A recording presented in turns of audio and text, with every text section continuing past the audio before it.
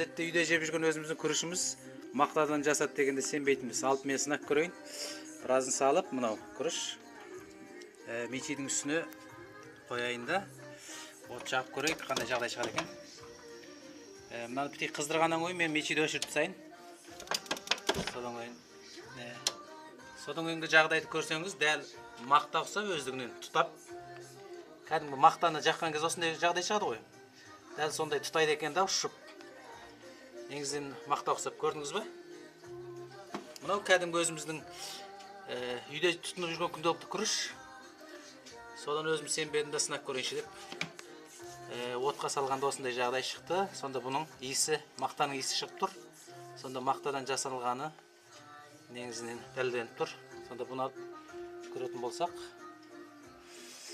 мынауыңыз әзір сол жаңағы мақта ұқсап міне, бірақ боқ қалды осындай.